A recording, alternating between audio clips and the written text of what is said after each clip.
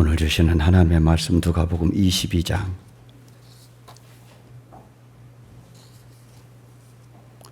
19절로 20절입니다.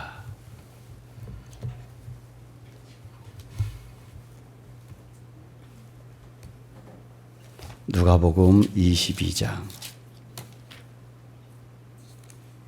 19절로 20절 우리 한 목소리로 다 같이 봉독합니다. 또 떡을 가져 감사기도 하시고 떼어 그들에게 주시며 이르시되 이것은 너희를 위하여 주는 내 몸이라 내가 이를 행하여 나를 기념하라 하시고 저녁 먹은 후에 잔도 그와 같이 하여 이르시되 이 잔은 내 피로 세우는 새 언약이니 곧 너희를 위하여 붓는 것이라. 아멘. 좌우 앞뒤 분하고 인사합니다. 보고 싶었습니다. 보고 싶었습니다. 예.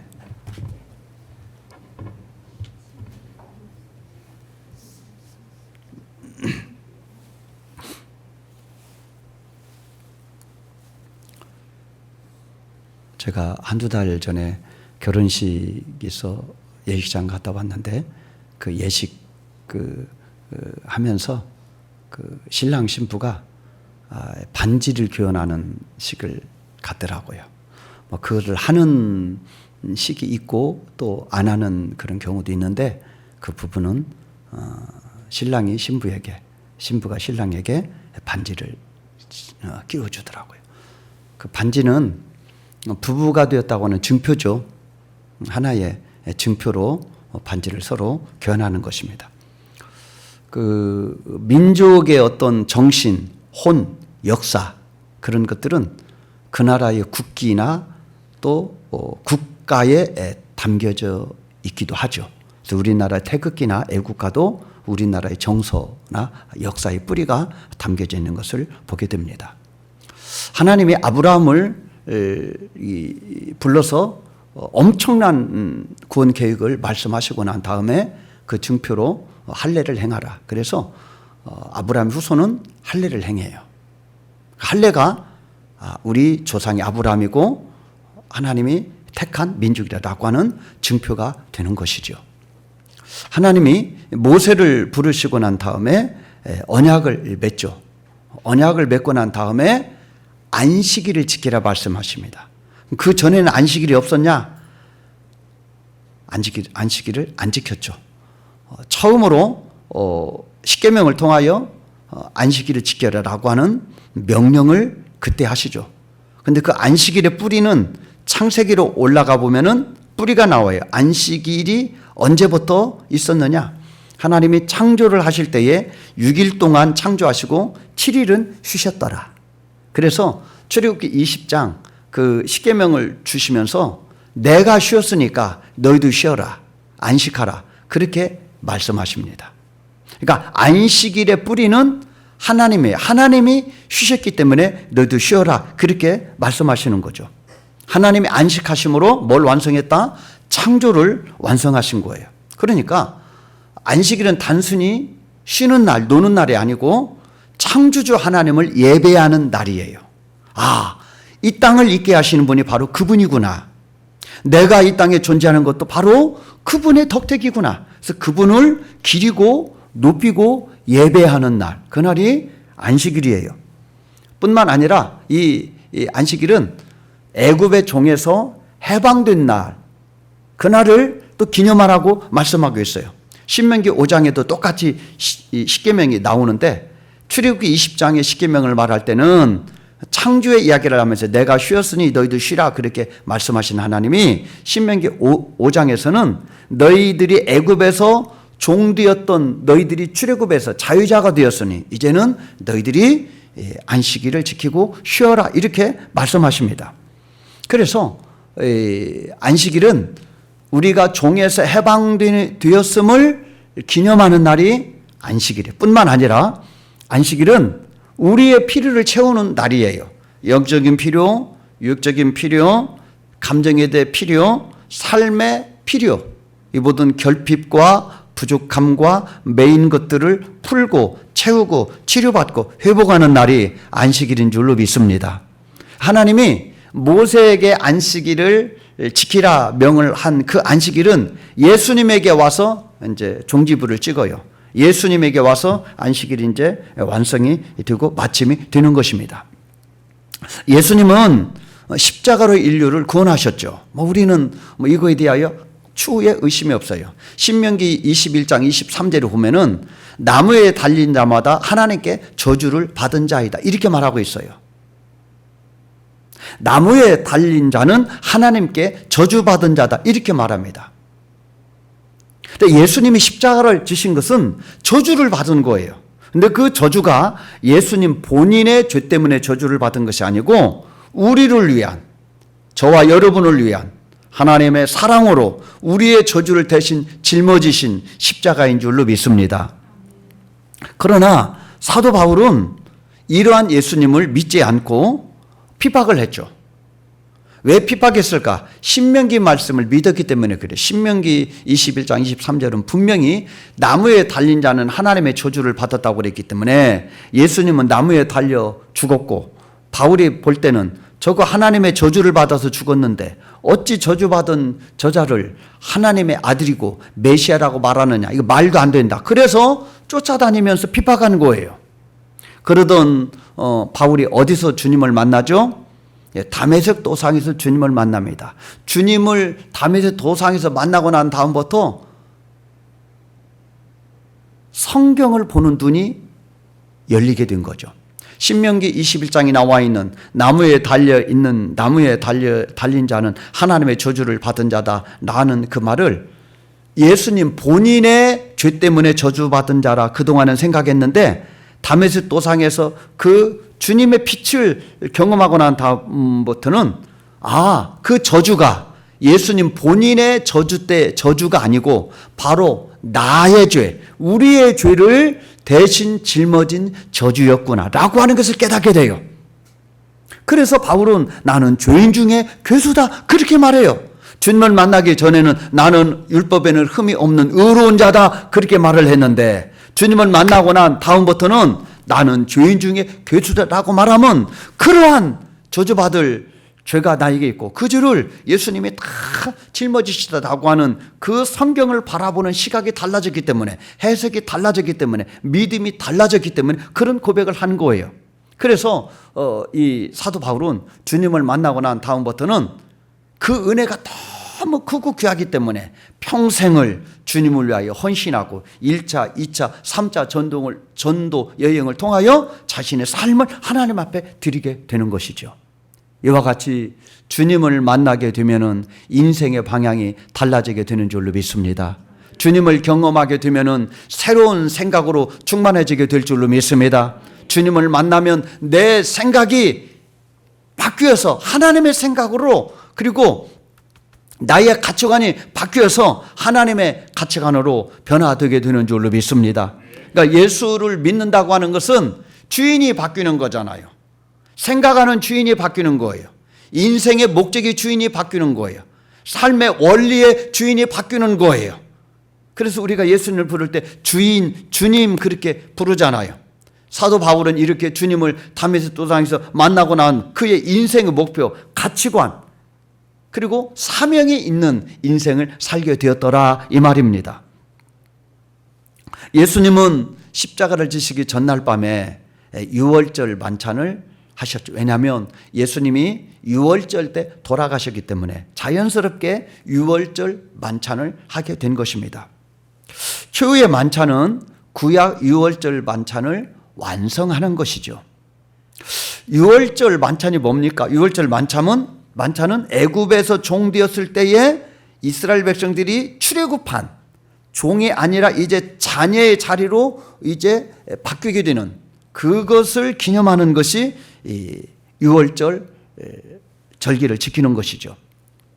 유월절은 예수님 때부터 BC 1500년 사건이니까 모세가 출애굽할 때 일어났던 10번째 재앙, 장자가 죽는 재앙을 경험하는, 그래서 구원을 맛보는 그것을 기념하는 것이 유월절입니다.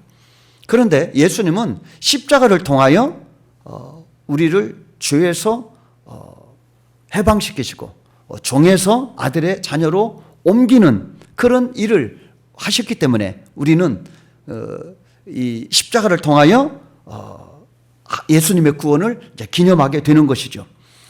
그래서 예수님이 유월절 전날에 제자들과 함께 유월절 만찬을 자연스럽게 하면서 한 가지 의식을 만들죠. 떡을 떼어 주시면서 이것은 나의 몸이다. 잔을 주시면서 이것은 나의 피다. 이렇게 말씀하십니다. 자, 본문 22절 한번 19절 한번 보십시오. 본문 19절 보면은 또 떡을 가져 감사하기도 하시고 떼어 그들에게 주시며 이르시되 이것은 너희를 위하여 주는 내 몸이라. 20절 두 번째 줄도 이 잔은 내 피로 세우는 새 언약이다. 이렇게 주님은 떡에 대한 의미를 그렇게 부여하고요. 그 다음에 잔에 대한 의미를 그렇게 부여해요. 내 몸이다, 피다. 그렇게 의미를 새롭게 하는 것은 내 생명이라는 의미예요. 이 잔과 이 피가 내 생명이다. 이렇게 말씀하시는 거예요. 내 생명으로 세우는 이것을 주님은 새 언약이다. 이렇게 말합니다. 구약의 언약과 다른 것은 구약의 언약은 짐승의 피로 언약을 맺었잖아요. 그런데 신약의 예수님이 맺은 언약은 짐승의 피가 아니고 예수님의 피, 예수님이 십자가에서 흘리신 보혈의 피로 언약을 맺었기 때문에 새 언약이다. 이렇게 말하는 것입니다. 그런데 그 최후의 만찬, 그 최후의 만찬은 구약의 그 뿌리를 두고 있어요. 최후의 만찬에서 새 언약을 세운다라고 하는 그 예수님의 말씀의 뿌리는 구약이에요. 에레미야 31장 31절을 보면은 보라 날이 이르르니 내가 이스라엘 집과 유다 집에 새 언약을 맺으리라. 일찍이 그 에레미야나 에스겔을 통하여 하나님이 내가 먼 훗날에 너희들과 새 언약을 맺으리라 약속하셨어요. 그런데 예수님이 추후의 만찬 때 그 에레미야에게 하신 약속을 수완하면서 내가 새 언약을 맺는다. 직접 언급하시게 됩니다. 그래서 이 잔은 내 피로 세우는 새 언약이니 이렇게 말합니다. 그러니까 예전에 너희들이 구약에서 쭉 이렇게 왔던 그 체제가 완전히 새로운 체제로 바뀌게 될 것이다. 하나님의 나라가 시작되게 될 것이다. 이제는 옛날처럼 그런 제사를 드리는 것이 아니라 내 이름으로 하나님 앞에 예배하는 시대가 열리게 될 것이다. 그리고 구약과는 전혀 다른 새로운 구원의 역사가 이루어질 것을 말씀하고 있어요. 그래서 누구든지 내 이름을 부르는 자는 구원을 얻으리라. 그래서 이제는 유대인이든 이방인이든 남자든 여자든 종이든 자유이든 피부의 색깔에 관계없이 할례의 유무에 관계없이 누구든지 예수의 이름을 믿으면 구원 얻는 새로운 길을 열어주신 줄로 믿습니다. 예수님은 이러한 새 언약으로 새로운 길을 제자들에게 가르치시면서 요거를 기념하라. 내가 너희들에게 새 언약을 맺고 이제 누구든지 예수 믿으면 구원 얻는 새 길을 이제 열었으니 요거를 날마다 기억하고 기념하라. 그렇게 말씀하십니다. 그러므로 우리가 성찬식의 의미를 알려면은요, 유월절의 의미를 우리가 알아야 돼요. 자, 유월절 때 가장 중요한 것이 두 가지가 있는데 그것이 양의 고기고 양의 피입니다. 이것이 성찬식을 통하여 예수님의 몸과 예수님의 피로 이제 연결되는 것이죠. 떡은 이 어린 양 되시는 그 예수님의 몸을 의미하는 것이고 피는 어린 양 되시는 예수님의 그 피를 의미하는 것입니다. 그래서 주님은 내 살을 먹고 내 몸을 먹는 자는 살리라 라고 말씀하시면 유월절 만찬을 언급함과 동시에 너희들이 떡을 먹을 때 내 몸을 먹는 것이고 포도주를 마실 때 내 피를 마시는 것과 같다라고 말씀하시면서 내 생명이 너희들에게 전해지는 것이다 라고 하는 의미를 부여하시는 것이죠. 유월절 사건은 이제 옛 생활을 청산하고 이제 바로의 종이 아니라 이제는 하나님의 자녀로 하나님을 섬기는 자유자로서의 삶을 출발하는 것이 유월절이죠. 마찬가지로 성찬식도 똑같다 이 말입니다. 성찬식도 이제는 내가 옛사람으로 살아가는 것이 아니라 새 사람으로 하나님의 자녀로 살아간다고 하는 것을 기념하는 거예요. 그것을 위하여 예수님이 우리를 위하여 행하신 일이 무엇인지를 기억하면서 그것을 다시 기념하는 것, 그것이 바로 성찬식이라 이 말입니다. 그러므로 예수님의 구원의 은혜를 기념하는 것은 단순히 성찬식만은 아니죠. 예수님이 우리에게 행하신 것을 기념하라 라고 말씀하셨는데 그것이 성찬식에만 국한되는 것이 아니라 예배도 마찬가지예요. 찬양도 마찬가지예요. 주님이 우리를 위하여 행하신 그것을 우리가 주일날을 맞이하여 그것을 기념함을 통하여 그 옛날 2000년 전에 행하셨던 그 예수님의 은혜를 지금 반복함으로 재현하는 것이 되는 줄로 믿습니다. 그 예수님이 베풀어 주셨던 그 은혜를 지금 성찬식을 통하여 예배를 통하여 찬양을 통하여 그 은혜가 내 은혜가 될 수 있도록 내 삶의 실제화될 수 있도록 재현하는 것이 바로 성찬식이고 예배라 이 말입니다. 이스라엘 백성들이 출애굽하고 난 다음에 광야에서 신령한 식물을 먹었다. 그리고 신령한 물을 먹었다. 이렇게 말합니다. 신령한 식물은 만나를 의미하는 것이고요. 신령한 물은 반석에서 나온 생수를 말하는 것입니다. 그런데 바울은 고린도전서 10장에서 그 반석에서 나온 그 생수는 곧 예수 그리스도라. 그 반석이 곧 예수 그리스도라. 그렇게 말합니다. 뿐만 아니라 예수님은 요한복음 6장에서 내가 곧 생명의 떡이다. 이렇게 말씀하십니다. 그러니까 이스라엘 백성들이 출애굽하고 난 다음에 광야에서 하나님이 주시는 만나로 배를 불리고 그 다음에 하나님의 반석을 통하여 흘러주시는 물로 생명을 얻게 됐는데 그것이 바로 신약에 와서는 그분이 바로 예수님이다. 사도 바울은 그 반석이 바로 예수님이고 예수님은 내가 곧 생명의 떡이다. 이렇게 말씀하고 있습니다. 출애굽한 백성들이 광야에서 그렇게 신령한 떡을 먹고 신령한 물을 마신 것처럼 십자가 구원을 받은 우리들은 예수님이 우리의 양식이 되고 예수님이 우리의 생수가 되는 줄로 믿습니다. 그러므로 예수님 아닌 것이 내 양식이 되면 안 된다는 거예요. 예수님 아닌 것이 내 생수가 되면 안 된다는 거예요. 우리는 예수님으로 배부르고 예수님으로 만족해야 될 줄로 믿습니다. 예수님 때문에 자유가 있고 예수님 때문에 소망이 있어야 될 줄로 믿습니다. 어리석은 부자는 창고에 가득 채워진 그 양식을 믿고 내 영혼아 걱정할 거 없고 편안히 쉬자라고 말했지만은 어리석은 자의 오늘 밤에 네 영혼을 거둬가면 그것이 무슨 필요가 있겠느냐 말씀하셨는데 우리 인생이 헛된 것이 나의 양식이 되지 않도록 헛된 것이 나의 소망이 되지 않도록 우리가 조심해야 된다는 거예요. 오늘 성찬식을 기념하면서 그렇구나. 예수님만이 신령한 떡이고 예수님만이 신령한 물이구나. 그 예수님이 나를 행복하게 하고 예수님만이 우리의 소망이 되는 줄로 믿습니다. 예수님 아닌 다른 것들이 내 속에 슬그머니 들어와서 주인 노릇하려고 하는 것 우리가 분별해낼 줄 알아야 됩니다. 그리고 그것들을 쫓아내고 예수님이 나의 삶의 중심임을 다시 고백하는 성찬식이 되어야 될 줄로 믿습니다. 주님이 이 떡과 잔을 기념하라 하시면 떡과 잔을 먹음으로 우리 안에 들어오고 그 떡과 잔이 우리와 하나 되는 것처럼 내가 너희와 늘 하나 되기를 원한다. 내가 너희와 연합되기를 원한다. 내가 너희와 동행하기를 원한다 라고 하는 그 주님의 마음이 그 속에 들어있는 거예요.